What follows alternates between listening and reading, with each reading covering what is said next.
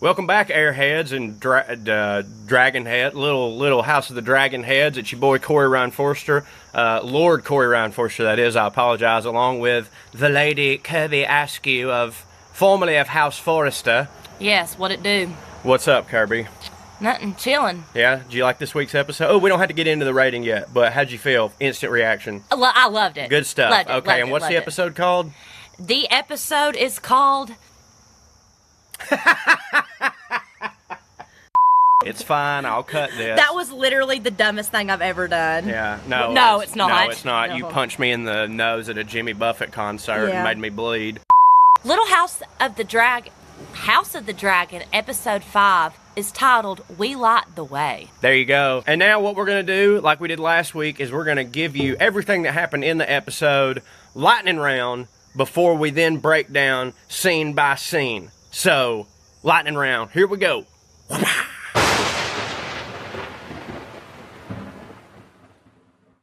Yeah. So we open up with Daemon going to the Vale, and for the very first time, we meet his lady wife. We'd never been introduced to her. I think it's pretty clear immediately that that's who this is. And then we see Daemon show up looking like Anakin Skywalker from Star Wars Episode 3. Looking like Kermit. Just looking like the Kermit meme. Yeah. And he is just, and this is another thing, we're going to break down these later, but where he didn't say anything. So he sees her, she's on the horse, he kills her. Then we go back and by the way, she's not ugly. He acted like she's so ugly. I know that. We're gonna break that down later. We're doing lightning round. So then we cut to Rhaenyra and the king. They're all on a ship. Everybody's getting seasick, and her and Kristen, they have sort of a little like, are we, are not we, will they want, like they're having a little love situation. Then, if I'm not mistaken, we go back and Otto is leaving the gates. Yes. Otto is going through the gates and Alicent comes up to him. She's like, "Father, I hate to see you go." And he's like, Can you be more blind, Alicent? This ends in blood, yours or theirs." Yeah, and he made a good point I never even really thought of, is the fact that he did. We'll get to it. Oh, sorry. Sorry, guys.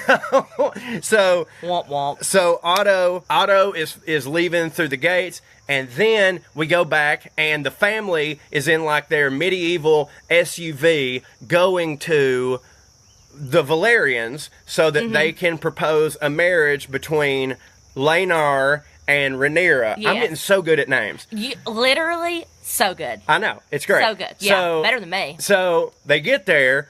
Everybody's upset because they didn't come to they didn't come to greet the king. The king's like, whatever. Yeah. They go in, the king and him are talking, and basically the king's they're really just bickering over whose name it's going to take, right? Yes. He starts coughing like an SOB. He's clearly falling apart. So then we cut to Laenar and Rhaenyra on the beach. They're talking about like, "Look, man, I know what you do, and like I'm more of a duck person, and you more of a goose person, or whatever." Yeah. And that's just what it's going to be. So they go back, and Lord Corlys is talking to his wife about like, "We got to unite the kingdoms," and she's like, "That this is gonna, or you not care about your family?" And he's like, "You should have sat the throne." You take over from here. Okay, and then back in King's Landing, we've got Lord Larys. Yes. Larys talking to Alicent. He comes up and, basically says, like, "Hey," in his own little way, "the queen had her plan too." Yeah, right. And it clicks with Alicent, like, holy crap, she sent my dad off all because she really was a little snoot. Yeah, right. So that happens. She's fuming. Meanwhile, the king's just coughing. Just almost to death. Just literally coughing. Lord Corlys tells the king we go back. Lord Corlys tells the king about Daemon's wife falling off her horse, and he's like, "Oh man, that's sad." They decide basically that the kids, Laenor and Rhaenyra's future children, will go by Valerian until they reach the throne, and then they'll be Targaryen. We're in King's Landing.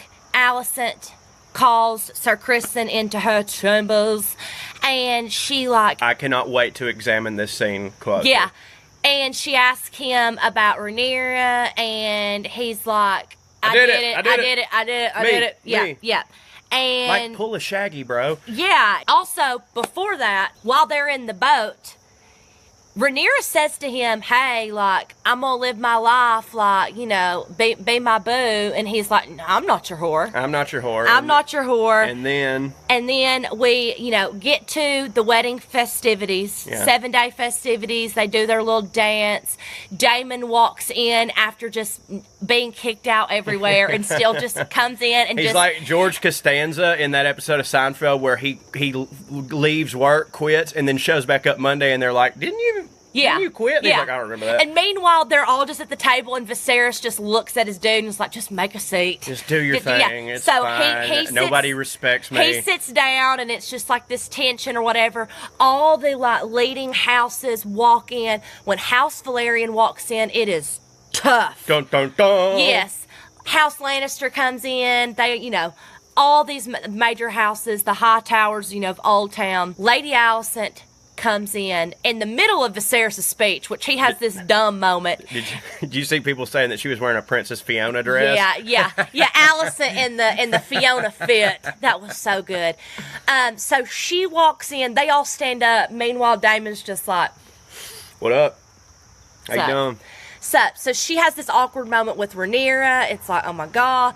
In the meantime, Laenor's boo, Joffrey goes up to Sir Criston and he's like, hey man, we've got this secret, like, I love Laenor, you love Rhaenyra, like, cool, let's vibe.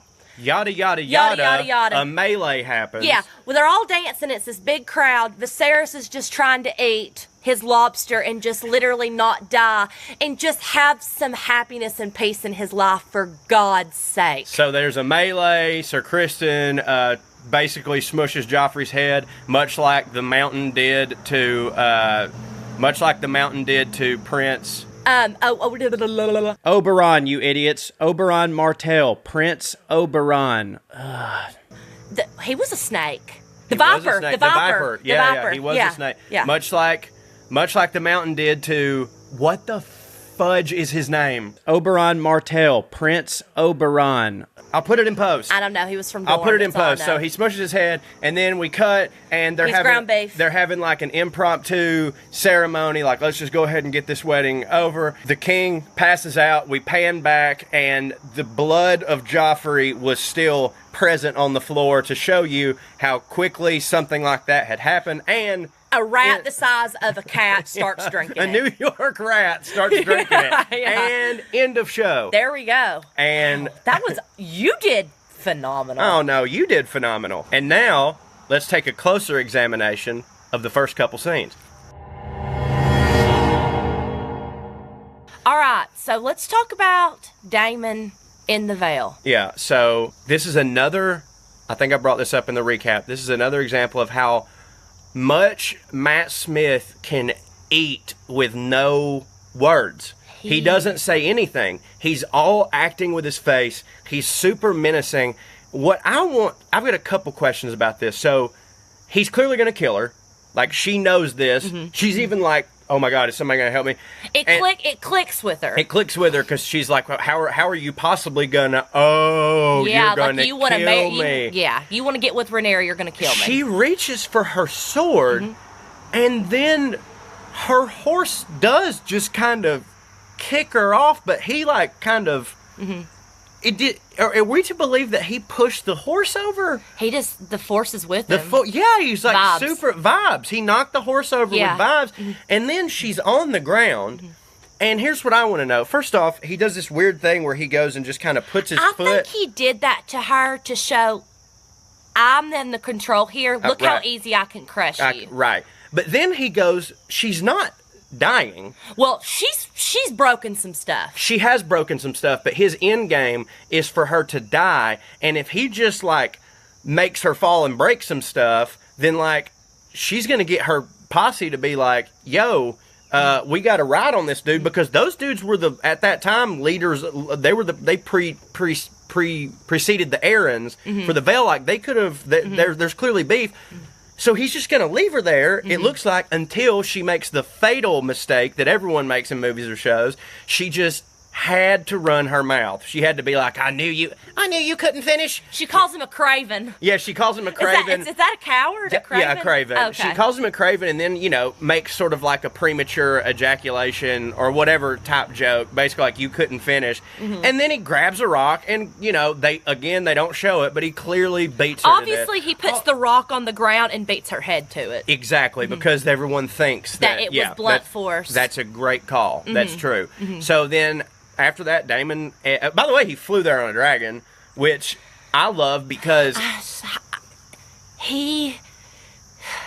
I didn't realize how much he was going to do it for me. Mm-hmm. And, just this episode, he is everything. Yeah, I don't think a lot of people knew how much he was going to do it for him. He's great from the jump, but I think that he's, really shining. He has just... stole the show. Because again, Matt Smith has, of all the main characters, he's got the least dialogue, but probably makes the most impact. God, yeah. Every scene he's in, he's like, I don't have to say anything. Yeah, I don't have to say a word. Just let me look menacing. So they go, and they're on the boat, and the king is puking his guts out. Yeah. And this is when, no words are spoken, it was a brilliant move, we just kind of pan up, and we see that Homie's wearing the hand of the king. So we're like, okay, new hand. He named this guy. This guy seems all right. You know what I mean? He's seemed the most noble out of all of them. Yeah, and he's a yes man, I would say. So that's what the king wants. Not necessarily what the king needs, but that's what the king wants. They're rolling up to the sea snake's crib. They get there, and, just to really show, the sea snake really has no respect for the king. None. He didn't greet him, and Viserys is just too...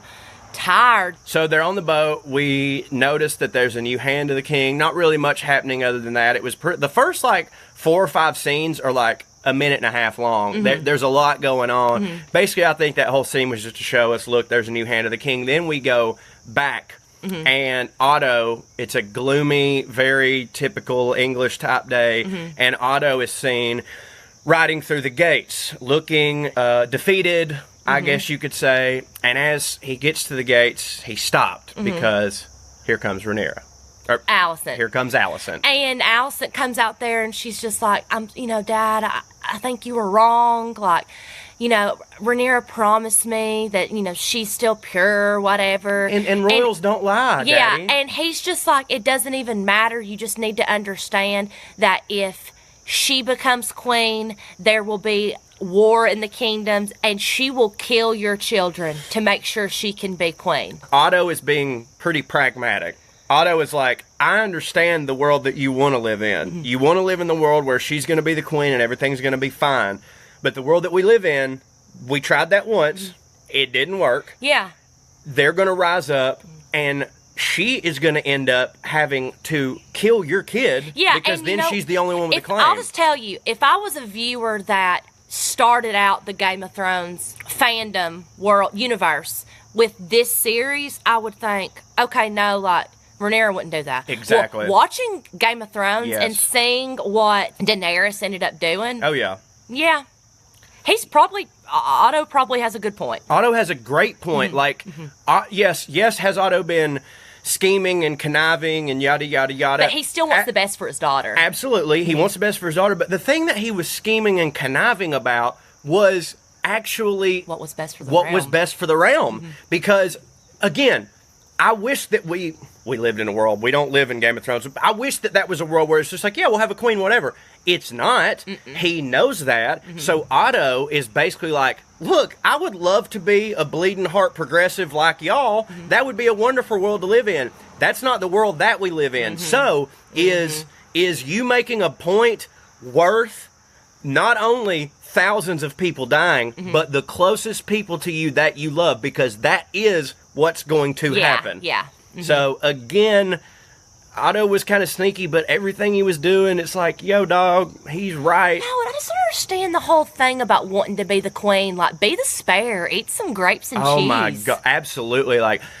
On Putting on Airs, we talked extensively about Henry VIII, and being his wife sucked because there was a 50% chance that you were going to die and a 25% chance that was going to come from your head being cut off.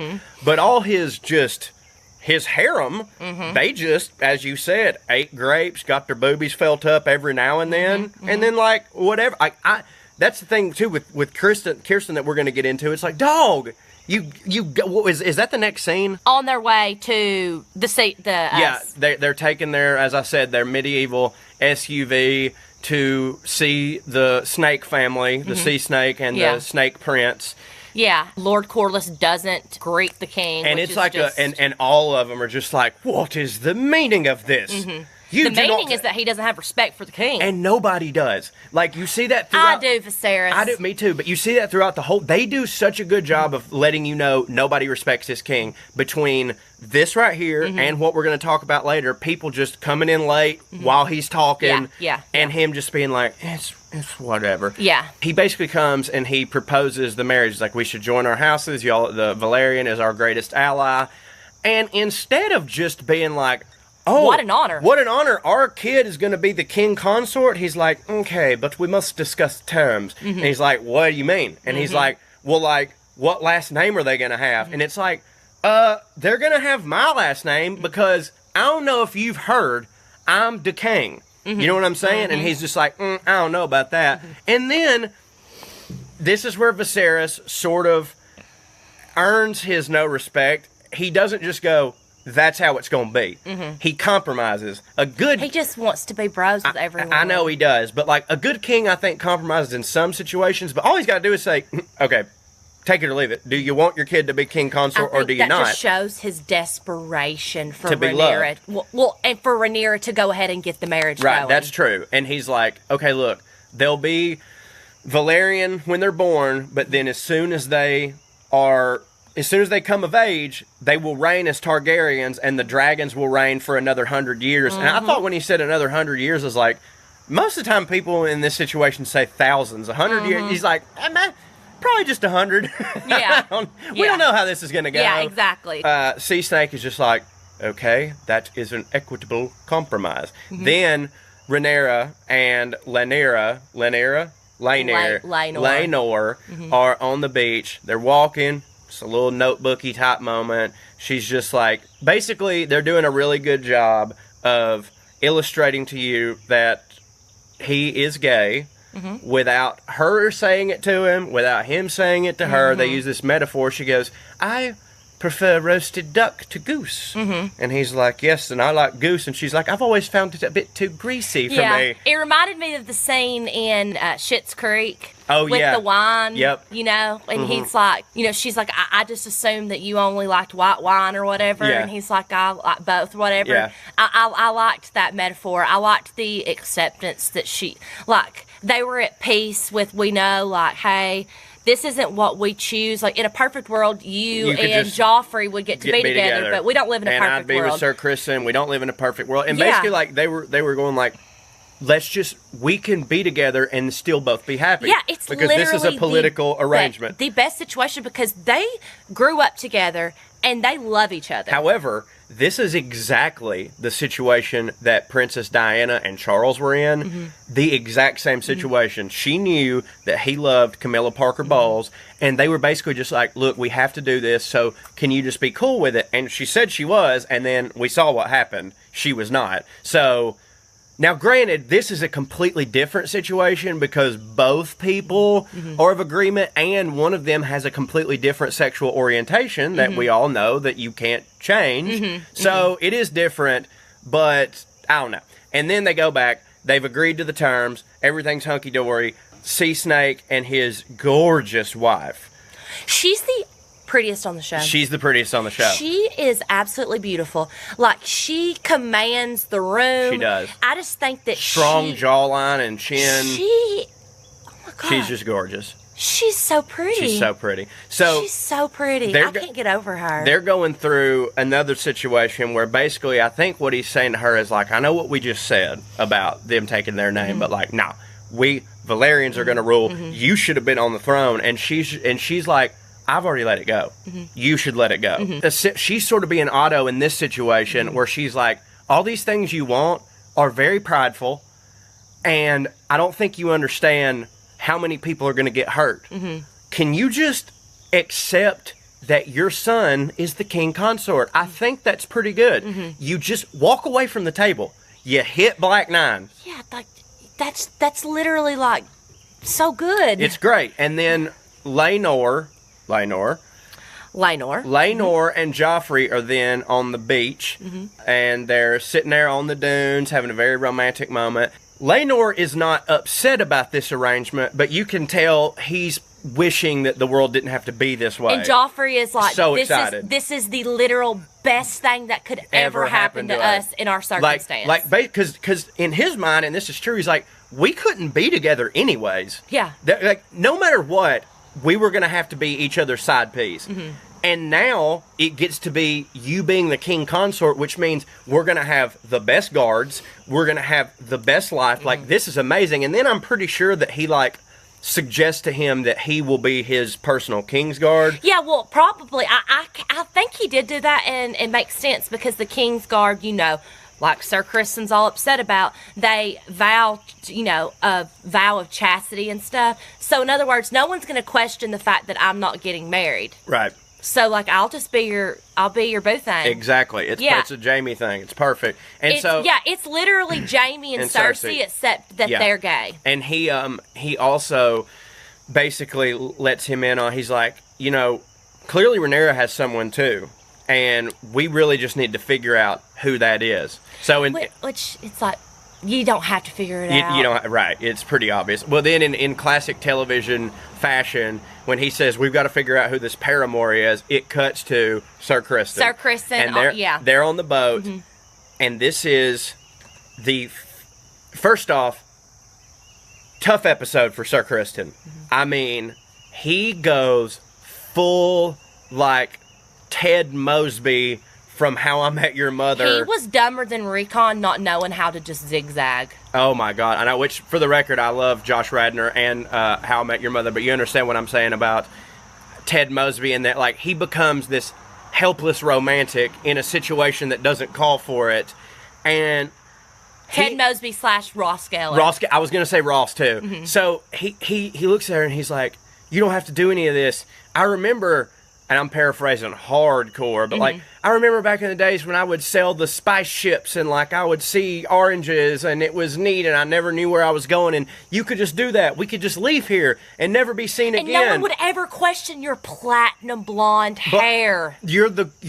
She's one of the most famous people in the world. Like, someone can look at her and not know her face and be like, oh, she's a Targaryen. Yeah, it's sort of like how it's hard to buy at the end of The Dark Knight Rises that Bruce Wayne faked his own death and was just in France living with Selena. It's like, dude, Bruce Wayne is on the cover of every tabloid. You're not just going to be able to do this. They're going to recognize you. And she looks at him and she's just like, wait, hold on. Yeah. Hold on. Yeah. I thought we was just, oh, you think this is deeper? I thought we was just hanging out. You really think, hold on just a second. You mean to tell me that you think that I'm going to give up being the queen of the Seven Kingdoms, the Andals, the First Men, so that me and you can go get a bushel of oranges and some spices? Have you lost your damn mind? Yeah.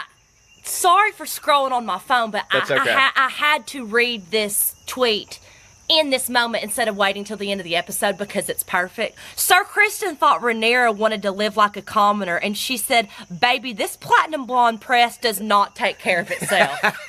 Like, literally, I had to say it right when we were talking about this, or it wouldn't be as funny. But basically, yeah, like, I'm a queen. Yeah. So he embarrasses himself horribly. Yeah, he's like, I'm not just a piece of meat. I'm not gonna be your hoe. It made me so mad. Like, this assumption. Cried. Well, first he cried, but this assumption that she slept with you one time and now she owes you everything, like, that made me so aggravated. Like, because the whole, you know, the first episodes or whatever, you think he's so sweet, he cares for her, whatever, but like, no, she doesn't owe you anything. I think too, it's like, it seems like a flip of the gender norms, where like in most shows it would have been the guy who sleeps with someone and then she wants it to be more than it is, and he's just like, oh, what are you talking about? And she's like, I'm not just your whore. So it's it shouldn't be because gender norms are stupid, but like it's emasculating him because he's being put in the position of a typical woman.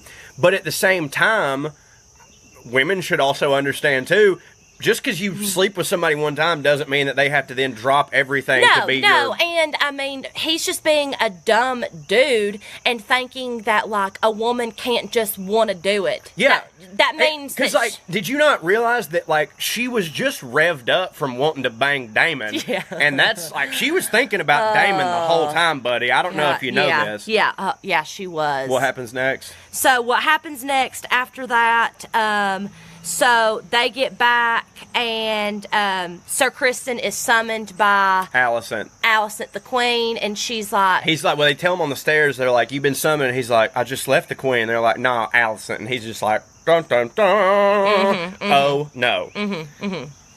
So she's like, I don't want to, question the princess's virtue. I have so much respect for her, blah, blah, blah, blah. And he's like, I did it. It's a classic, like...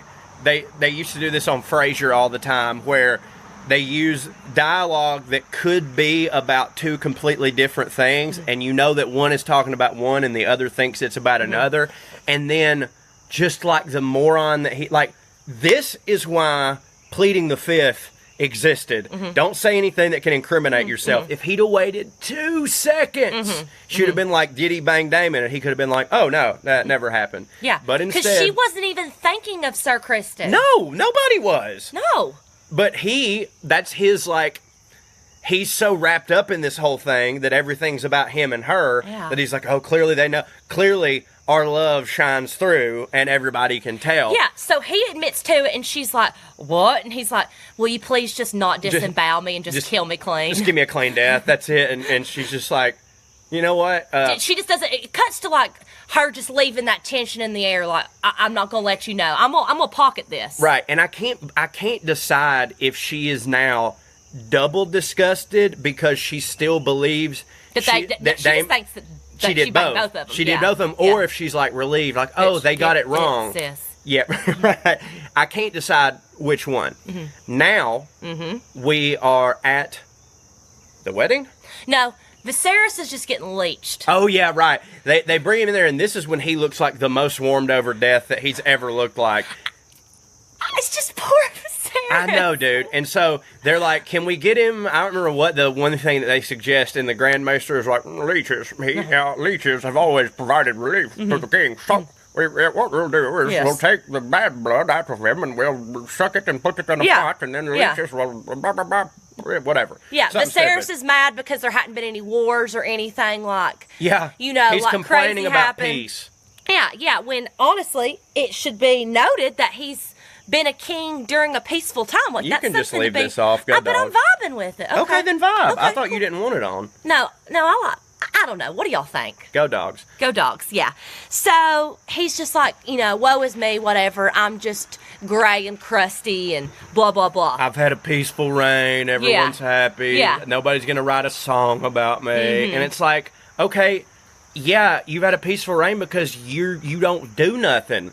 Like, that's kind of your whole vibe. Dude, you could have sent your entire army to the Crab Boy, and you didn't. You've never gone down to Flea Bottom several times that you should have. Like, but that's a good thing. Like, yeah, maybe nobody remembers the president that didn't have a war, but it's honestly not that bad to be a president that nobody remembers. Aren't we supposed to just care more about the fact that less subjects died? Exactly, like that's a good thing. Because the only time someone writes a song about you is when you succeed something horrible. Like when something very bad happens and you overcome it. But if nothing bad happens, cool, boring, doesn't matter. Yeah. Grover Cleveland, what'd he ever do? You know what I'm saying? Yeah, I don't know. There might have been war during him, I don't know. Something, but I don't know. But cut to, we announce that the wedding is set the 7th. There's going to be 7 days of celebrations. They have this big That's a lot, by the way. Yeah. That's a long time to feast. Like, I don't think people's armor is going to fit 7 days later. No. Well, they're all, like, in the main hall. And, I mean, it's like who's who. All the families. And I loved how it was just, like, introducing, like, like a football team or something. It was like number 32. Yeah, and then like so they announced the Lannisters come in, and it's like, whoa, I'm just playing. They didn't do that, but the viewers were doing that. Yeah, and Jason comes up and he's talking to the king and Rhaenyra, and he's like, oh, thank you for the tournament. This is wonderful. Blah blah blah blah blah. He really does talk just like that too. Where's Lady Alicent? I would like to give my respects to the Queen.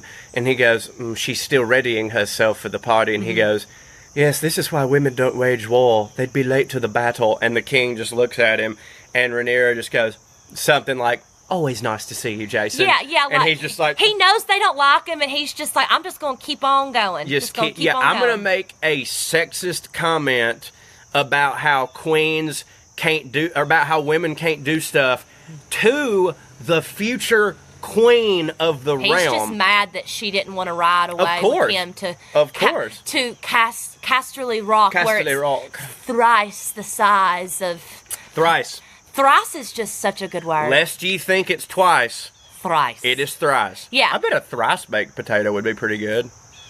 Yeah. You know what I mean? Yeah. Why not? Do it again. Never met a potato I didn't like. Me either.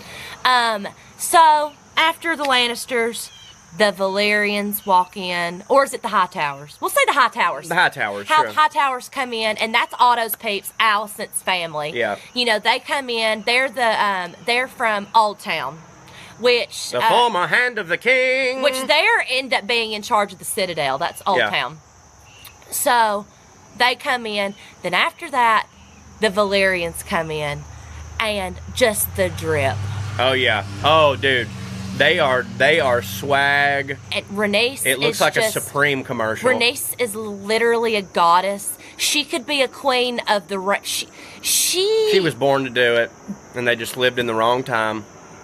She is everything. Of course, after that, here comes Daemon, just like disregarding being kicked out of the club all the time. Yeah, and they don't give him any sort of like fanfare or pomp and circumstance. He just kind of walks in. You can tell he's just looking at everybody like, it's me. Yeah. What's up? What's up, y'all? Yeah, what's up? It's your boy. It's your boy. So he goes up, and Viserys is just like, all right, make a space for him. Somebody make him a plate. Yeah. He sits down. Everyone's vibing, whatever. And then all of a sudden, Viserys is giving his speech. And then I don't know if he had his moment where he forgot the words and then Alicent walked in, or if he forgot his words. Luckily, Alicent walked in. No, here's what I think, because I did a little reading on fandom or whatever, and I really wish that I could cite my source right now, but I can't. But I was reading some people talking about this episode, and they think it's because she's wearing green. And green... Oh, yeah. Like, they talk about it in the episode. Oh, they did? Yeah, in the episode. Oh, did I just hear it in the episode and thought that I found... Yeah, That's what war... That's when you're waging war? Yeah, when she walks in, everyone's like, oh, snap. And she's just got this look like, you know what? Normally, I'm meek and mild, and I'm sitting and watching and kind of just like, whatever, I'm sad. But she's commanding the presence of the room. She walks in... It's so funny that I thought I had some insider tip, and they just said it in the episode. Well, they talked about it in the after episode, too. Oh, okay. Maybe that's where I saw it. Yeah, she starts walking in. Everyone's looking at her. Viserys just pauses his speech and is like, oh my gosh. She's in her Princess Fiona fit. She walks through, and Lord Larys is standing beside Lord Harwin. Yes. Who's daddy. Yeah, he is daddy, for sure. And he's like, Lord Larys, you know, the spiller of tea, the master of tea, of gossip. Yeah, that dude is like, I had it in my notes, like, he behaves exactly like how mammas behave at the beauty shop, where like they do that thing where they're talking smack without actually talking smack. They're like, oh no, that's just what I've heard. I don't know. I mean, yeah. I just heard that she was seen coming out of the bar with this guy. And I'm like, oh, if that's not true, great. Oh, I hope it wasn't true. Yeah, oh, wonderful. Yeah, he's like how ladies gossip in their prayers. Yeah, yes, exactly. You know what I mean? Exactly. That's what he does. He is the gossip girl of XOXO. Yeah.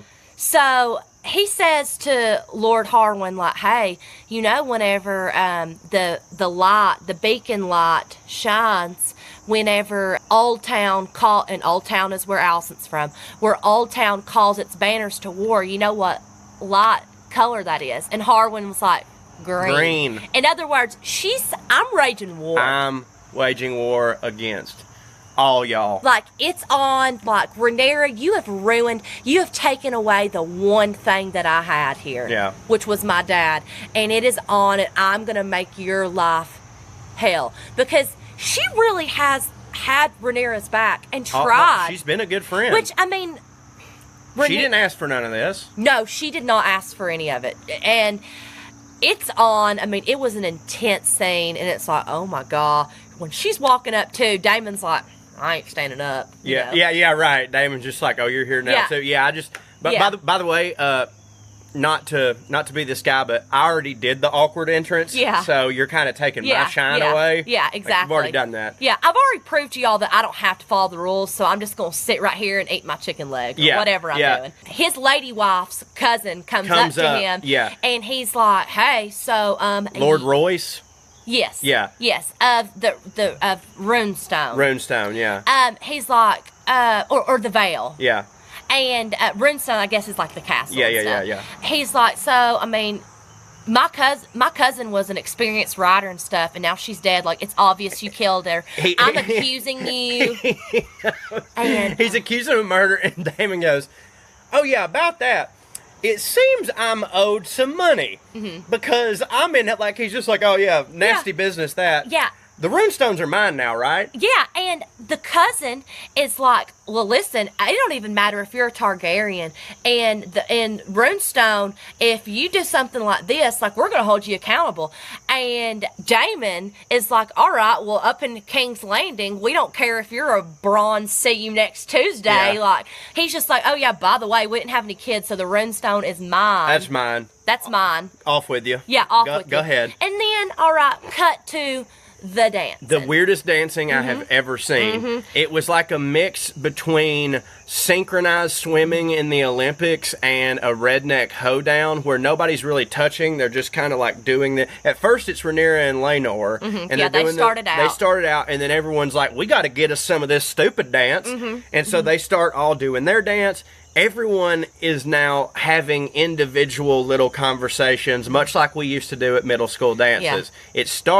That starts with Daemon coming up to Rhaenyra. And they have a moment, and they start talking in High Valyrian. Yeah.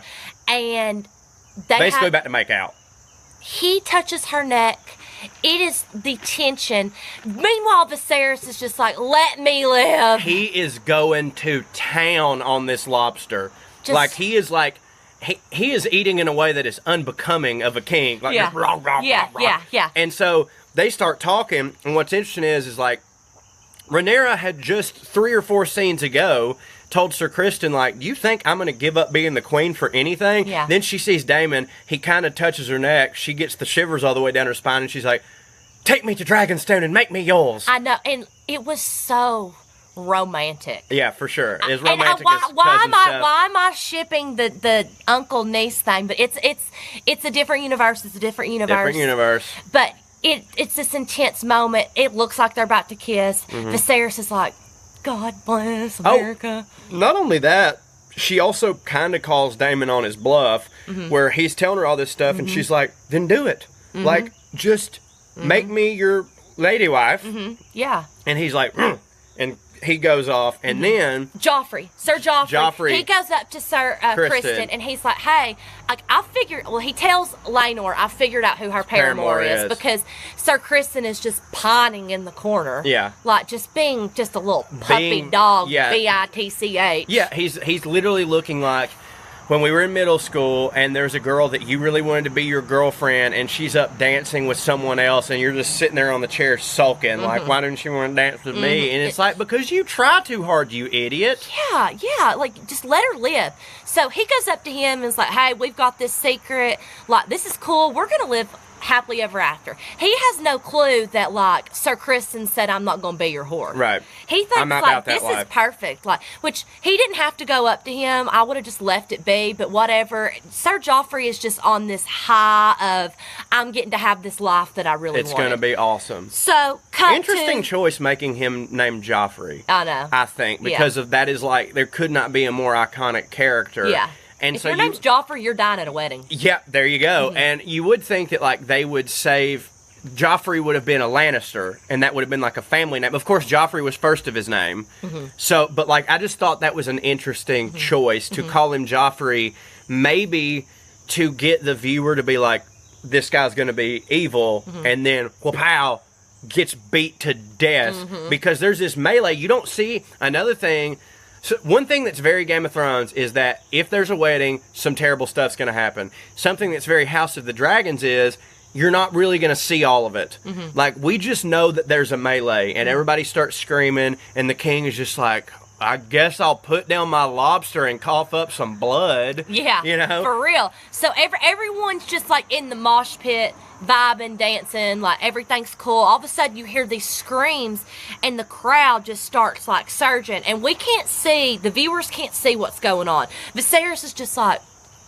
Yeah, what? Well, where's Rhaenyra? Where's Rhaenyra? My kingdom's in shambles? Yeah. We're like, what's happening? What's happening? All of a sudden, you see Sir Criston is beating the absolute life out of Sir Joffrey. Yeah. Beating him to death. Laenor tries to get to him. Sir Criston is just having like a psycho, like basically like at the beginning of the season when Rhaenyra just is stabbing the pig. Yeah. That's what Sir Criston is doing. 2, he's letting his rage out on all of it on Sir Joffrey, and he just mutilates him. Yeah. His face again, much like the Mountain did to the Viper. Yes. Yeah. Like, we didn't get to see, it wasn't as graphic as the Viper. Like, right, he didn't get skull crushed. You see it afterwards, yeah. But he made his face into hamburger meat. Oh, yeah. I mean, it was disgusting. Yeah, it was very... So, now I get this meme that I saw. The hamburger meat. Yeah, you're right. So, yeah, we'll show that afterwards. That happens. Sir Laenor has this... crawls over and then really... I mean, it's pitiful. It's pitiful. And now, granted, like, you can't be expected to control your emotions when your lover just dies. But, like, if anybody in that room didn't not know... then they know now, because that was not my friend just died. That was the love of my life just died. Yeah. And so they realized that, crap's been going down, and they're like, we need to hitch these wagons quick. Right now. We're doing it. Screw this 7-day feast thing. We're doing it right now. Get in there. And is it before or after Viserys just falls? He fell right after they gave after they read their vows, I'm pretty sure. Okay. Which, by the way, we go back, we didn't talk about... We talked about him getting leashes, but we didn't talk about him falling right when they get back home, too. So he's fallen twice in this episode, but pretty sure that they just say their vows, and then he falls, and then the camera, like I said earlier, drags back, and that was their brilliant way of showing that this just happened. Because at first I thought... Like, they didn't even have time to mock. When I first watched the episode, this is how stupid I am. When I first watched the episode, I thought it was trying to suggest that he had been coughing blood on his way up there and just nobody saw it. But then when they go back, it's like very clear, like, oh, this was Joffrey's blood, and this is how quick they've done this. Like, it was basically like a shotgun wedding or an eloping. Yeah. And so now their houses are joined, and Rhaenyra officially has a new king consort who is in grieving and in mourning over his love. And now in the next episode, we're going to have to deal with the fallout because, and also Criston goes to the woods, and he's like he's gonna seppuku himself. Yes. You know what seppuku is? No. That's how a samurai kills themselves, with a sword. Oh, okay. So he's going to seppuku himself. himself. It's like, hold up, let's join forces. Let's join forces. But I don't know what lie Sir Criston is going to have to tell as to why he did this, because Laenor has a lot more power now. Yeah. He's the king consort. It's not like he can just go, I felt like beating him to death. So he also can't out loud say, I beat him to death because he's gay with him and I want to be with her. So, like, what's Alicent's plan here? Like, what is she just say this? Like, what type of lawyering is going to have to happen so that Sir Criston doesn't get his head on a pike, if for nothing other than ruining a wedding, which I assume is a offense that could be killed for. I mean, I would assume so. Yeah. One thing I want to say before we forget, this is the last episode that has Millie Alcock that plays Rhaenyra, and Emily Carey that plays Alicent. We're going to jump like 10 years or so in the future. Where the king is still alive, by the way. Yeah. And there's going to be new actresses. And so I'm excited to see what comes. I'm going to really miss them. But also, let's just give it up. Yeah, I mean, they wonderful job, ladies. Absolutely and, I mean, tremendous. Looking at the previews, the actresses they've played, that they've picked to play, like, them older, it's perfect. Oh, it's perfect. Casting was absolutely amazing. But I just want to say, like, good job. Like, absolutely. We're going to miss y'all. Five dragons to you both. Yeah, I'm hoping to see y'all in some other stuff soon. Really enjoyed you. Flashbacks, that would hit. And now, dear airheads, it is time for everyone's favourite part of the show, the memes. All right, so now we're going to share some of our favorite memes about House of the Dragon that we saw this week. We either found them on Reddit or Twitter, and obviously we will give credit to the Twitter handle if it's there. If not, it's just one of them things. We're also tentatively calling this Memes of the Poppy. Yeah. But we would love a suggestion as to what we should call it. I also suggested the Reddit Keep. I don't know. So if that is really good. The Reddit Keep. Yeah, y'all let us know which one y'all like better. And also, if you have a better suggestion, let us know in the comments, or you can also email puttingonairs@gmail.com, where I read all of them, and suggest something, and we'll give you a nice shout out on the show. So Kirby, you have prepared some memes for us. Proceed. Which, by the way, I just want to thank the internet. Oh, yeah. In general, it's the best and the worst. You know what I'm saying? Meme culture. It's kind of like the internet is like Damon. It's the best and it's the worst at the same time. Yeah, but I'm choosing to see the best. Exactly. Only. I've got blinders on. Exactly. I've got blinders on. So this is also the part of the show for those of you just listening that just isn't going to be as good for y'all, and I apologize. So maybe watch it at watchpoa.com. We're wearing costumes and stuff. We're going to describe the memes, but like it's funnier if you can just look at them. It's just way funnier. Yeah. So this meme I got off the house, because I'm 45 and I'm on Facebook. I got this off the House of the Dragon Updates Facebook page. Targaryens be like, I don't have a girlfriend, I got family. And it's just Vin Diesel with white hair.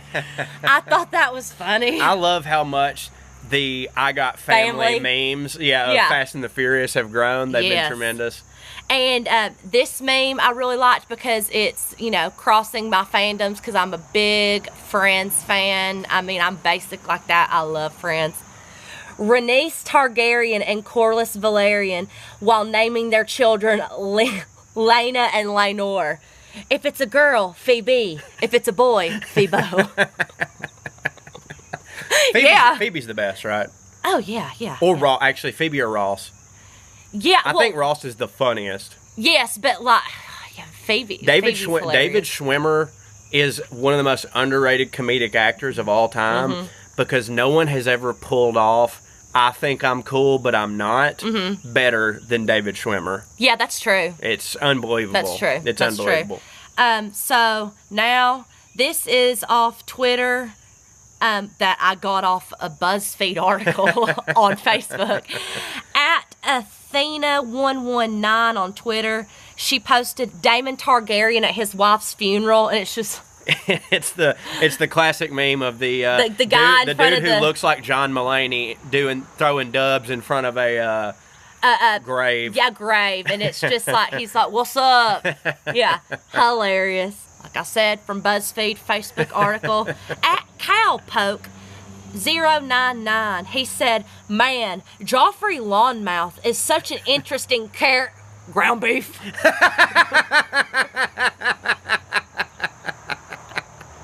Ground beef. I think that the way that you describe that is actually funnier than the meme. Just such an interesting character. Ground beef. Ground beef. I feel like it has to go right in there. Or you don't get it. No, it does. When I first read it, I was like, hard to. At first, when I first read it, I was like, Char. I feel like Char. I don't care. I feel like when Mom tries to explain memes to us all the time without us actually seeing it, and I'm so afraid that the audience is getting that vibe right now, but I mean, it's funny. It's hilarious, yeah. It's so funny. Me, every time there's a wedding in Westeros, dude with all 5,000 cigs, just like, God dang. But let me end on this one right here. Okay. Sorry. We got Sir Kristen right here. This is from final_girl on Twitter. Daemon Targaryen menacingly walks through a scene, not even saying a word. Most of House of the Dragon Twitter, this is Sir Kristen. So you want me to be your whore? And that's it, guys. There we go. I thought we needed to leave on that vibe because that's the vibe of the episode. I mean, I've just permanently got my blinders on when it comes to Daemon. He just can do no wrong. He's awesome. And that's it for this week's edition of the tentatively called The Reddit Keep, or Memes of the Poppy. So I guess now we have to rate it. 5 dragons. It's 5. The show's really good. This was my favorite episode. Yeah, I keep waiting for it to fall off because, like, maybe we're just now getting over that post Game of Thrones funk that everybody was in, to where, like, man, they had their run, but it's over. But here's what happened with Game of Thrones. The only when it started sucking was when it got past the books. When it had George R.R. Martin's source material, it was flames. Well, this has George R.R. Martin's source material, so there's no reason to think that it won't stay good. And I think it's wonderful. I think that if this show had come out like when Game of Thrones did and Game of Thrones ever existed, it's hard to say that it would have been as cultural phenomenon. It's better than the first season of Game of Thrones. Is it? I think so. Okay. Maybe. Now, I have... First season. I'm not saying it's better than the whole show. I have such love for the first season of Game of Thrones, but I will say this one jumps into the action way more quickly. So, I think the show's great. I'm giving the season so far 5 dragons. This episode is 5 dragons. I thought it was tremendous. What do you think's going to happen to Sir Kristen? Sir Kristen is... Him and Allison are going to join forces, and he's going to make Rhaenyra's life hell, because nothing says, I really actually did love you and respect you, like I'm going to ruin your life because you slept with me one time and you don't want to run away to wherever with me. I didn't even think about this. We're not going to see what the immediate fallout was, because we're jumping 10 years in the future. Yeah, we're going to see how he's probably trying to make her life terrible. Oh, wow. Okay. Well, thank you all for joining us here on Little House of the Dragon, a sister podcast of Puttin on Airs. Go leave us a 5-star review on the Puttin on Airs feed if you think we've earned it. Subscribe, download, tell all your friends. If you're watching this on watchpoa.com, go ahead and subscribe to the channel. And tell everybody you think would like this show, because if you like this show, it would stand to reason that your friends and you share similar interests, because that's why you're friends. Yeah. So that's the best way to help this show grow. We've actually already decided that after this season is over, we're just going to go back and do this show, but with all of Game of Thrones. Yeah. So I hope you're excited about that, as we are to do it. I am Lord Corey Ryan Foster of House Forrester, first of his name. Lady Kirby Askew of House Askew, first of her name. All right, we'll see y'all later. Thank you, bye. Bye.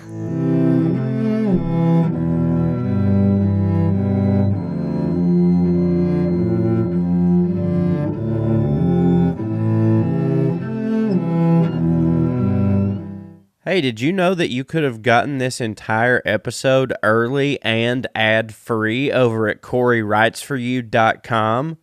Well, regardless of whether you knew that, it's true.